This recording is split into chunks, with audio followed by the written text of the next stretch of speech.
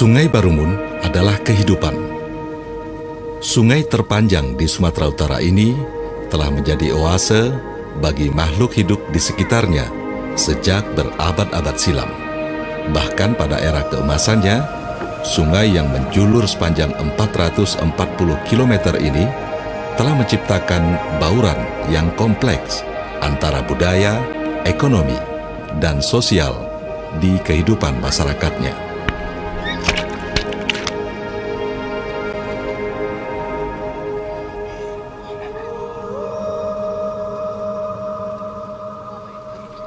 Bersumber dari mata air di Siraisan, Kabupaten Padang Lawas, Sungai Barumun mengalir ke arah utara, melewati Padang Lawas Utara, Labuhan Batu Selatan, dan Kabupaten Labuhan Batu, sebelum akhirnya bermuara di Selat Malaka.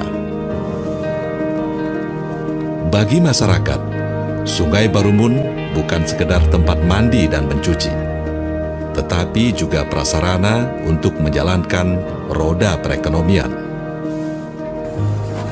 Sejarah mencatat, Sungai Barumun pada masa lampau merupakan jalur perdagangan yang cukup sibuk, yang menghubungkan daerah pesisir timur dengan daerah pedalaman di wilayah Tapanuli Selatan. Sebuah aktivitas ekonomi yang turut mendorong munculnya kehidupan baru di sepanjang jalurnya.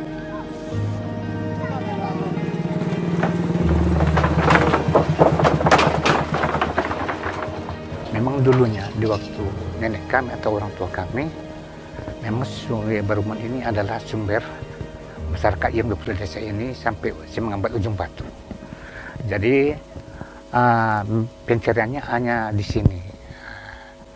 Di sini jadi ikannya dibawalah ke Langgapayung, jalan kaki dulu. Keadaan Sungai Barumun saat ini kalau dibandingkan dengan zaman-zaman tempo dulu, ya, sewaktu kita masih kecil di sini, ya pertama-tama ikan ini, ya, sungai ini masih banyak mengandung potensi hayatinya, ikan-ikannya berbagai macam jenis, ikan tapa, ikan baung, ikan belida, itu semua kalau dibandingkan sekarang itu sudah ikan-ikan yang saya sebut tadi itu sudah jarang, Karena apa? Karena banyak praktik-praktik pencemaran, meracun. Apalagi sudah ada di sini perusahaan juga pembuangan limbah-limbah itu, sehingga banyak ikan-ikan yang pada mati. Maru dan marlas niari, utaon doi amang, manjalaki hangoluani, upenadalan marutang, ubain doi amang, asal kon mana lalu sekolah. Pada awalnya dulu Desa Langkimat itu bisa dibilang di sini tempatnya. Mendekati sungai aliran Berungun. Dan saya pada waktu kecil rumah saya di situ. Tempat tinggal kami dulu di situ. Setiap hari bisa dibilang kami sekolah dari sini, seberang. Aliran sungai Berungun ini bisa dibilang ikannya sangat banyak sekali. Setiap hari dapat 20 kilo, bisa dibilang paling sedikit. Sekitar 7 tahun yang lewat sampai kemari bisa dibilang nggak ada lagi ikannya. Karena sungai aliran Berungun ini kalau sudah kecil ini selalu diracun. Selalu diracun, kalau nggak siang malam.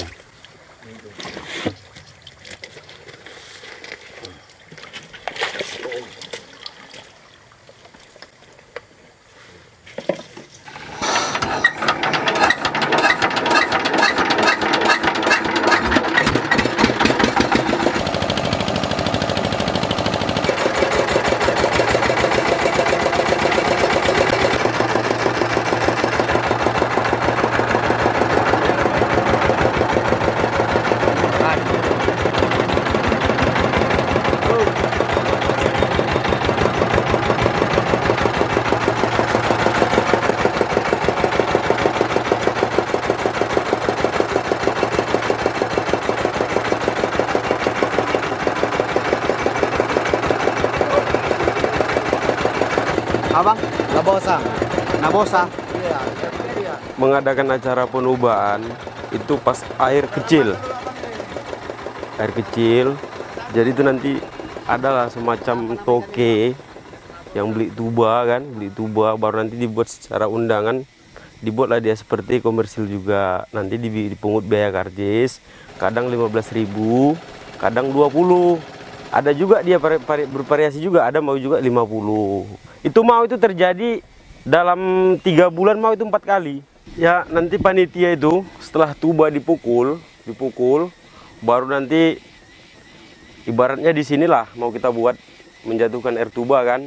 Ini nanti udah berkumpul di sini. Jadi agennya itu nanti itu udah kontak semua itu sama orang yang di bawah-bawah, peserta ikut menubah. Baru sebagian ada juga dia yang masing jaring. Durung begu namanya kalau di sini. Jadi segala jenis ikan dapat. Mau yang kecil, mau yang sedang, mau yang besar, habis semua dapat. Jadi sampan pun digunakan juga, sampan untuk tempat meras air tuba.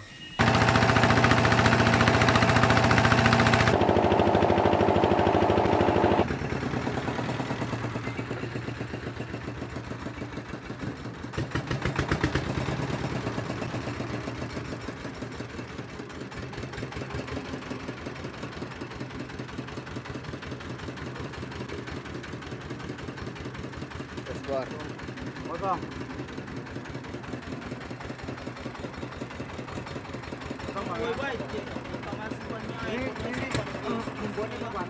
Abang, ini udah lama bang. Malam tadi biasanya sebelum ada buang-buang limbah, dugaan buang limbah ke Sungai Berungun, biasanya kita angkat pagi dapat, kita angkat sore gini dapat juga. Ikan labosang, ikan bau, ikan pice. Sekitar kurang lebih 4 tahun yang lewat bang, aku sadari udah nggak ada, pas ada sekitar nggak ada acara menubah, jadi pas masak mau cari sayur, aku coba mancing berjam-jam, aku mancing di sungai ini 1 ekor ikan pun tak ada dapat, bahkan pangilar ini pun tak pernah hasil lagi. Semua masyarakat mungkin sudah main malam, meracuni atau minum. Jadi di waktu dulu orang tua kami atau nenek kami dulu atau dibilang Minubah Berungun itu harus izin dari raja yang dua-dua ini semua.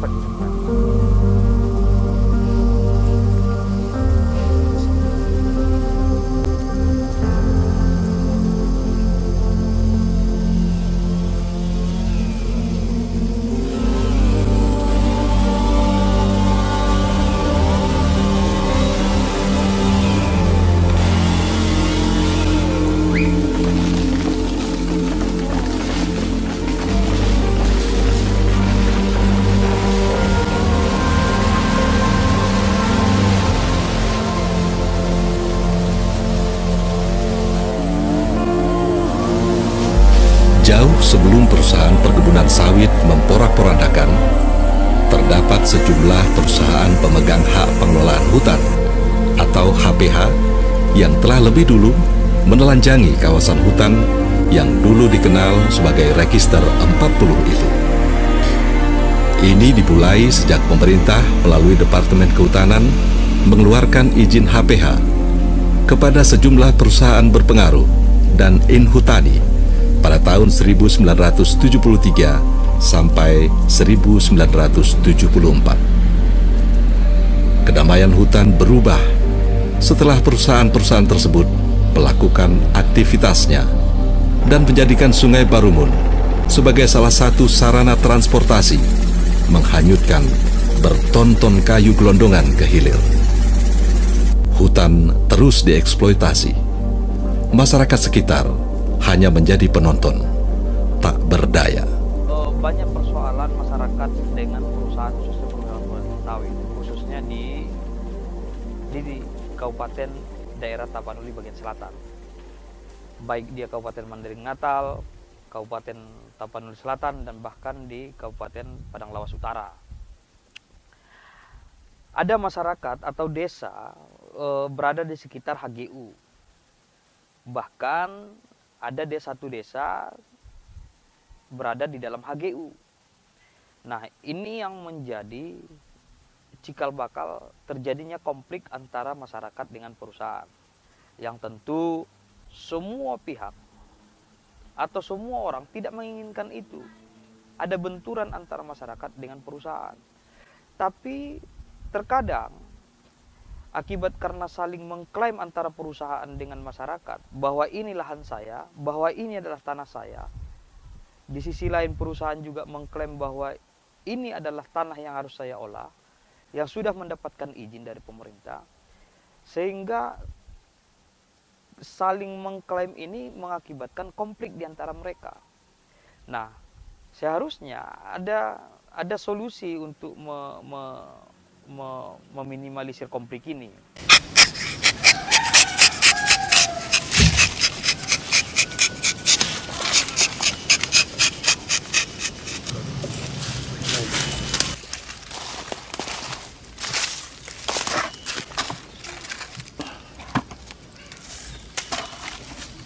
Bang, gimana kira-kira soal pohon karet masyarakat di sini?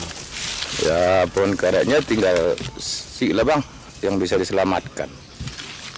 Selanjutnya udah ada paret itu perkebunan. Oh ya? Iya, jadi seandainya pun anak-anak kami nanti ke sana main-main udah takut masuk ke paret itu dia. Nah, kami pun kalau ke sana udah jalan umum desa. Jadi berapa yang ada itulah yang untuk dijadikan kebun. Tapi pun nanti ya untuk pertapakan aja nanti mungkin susah ini Pak. Kita nggak tahu lah Pak gimana apanya. Gimana? Dulu kan kampung ini tinggalnya di pinggir Barumun. Jadi setelah PTTN itu membuka lahan di sini, kami merasa terdesak. Dari sana kami terdesak, dari sini pun kami terdesak. Ujung-ujungnya kampung itu dipindahkan kemari. Tujuan utamanya, kalau cerita orang-orang tua saya dulu, menghambat mereka sebenarnya, supaya jangan meluas lagi. Cukuplah sampai di sini kamu. Ini udah kami. Itunya tujuan utamanya. Akhirnya dampaknya sama kami sekarang, kami udah kesulitan air. Itu dampak utama, karena kampung ditinggalkan, kampung lama tinggalkan buat kampung baru. Yang kampung lama dulu langsung kami mandi dan ngambil air minum ke Sungai Barumun, itu nggak kami rasakan lagi, nggak ada lagi. Kalau dampaknya kami lahan pertanian cuma tersempit, nggak bisa lagi. Contohnya, inilah kami udah hanya beberapa meter. Jangankan untuk membuka lahan baru. Anak-anak kami aja nggak bisa bermain di sini lagi, pinggiran. Karena takut jatuh ke galiannya orang itu, ke bekuannya orang itu. Itu ada bekuan itu, dalamnya kurang lebih 7 meter ada itu. Ini dia, bekuan pembatas perusahaan dengan masyarakat. Inilah dia. Ini Pak. Bahkan ternak masyarakat pun sering juga jatuh kemari. Ini dia. Bekuan pembatas antara masyarakat dengan PT Tapian Nadengan. Itu udah kebun PTTN itu.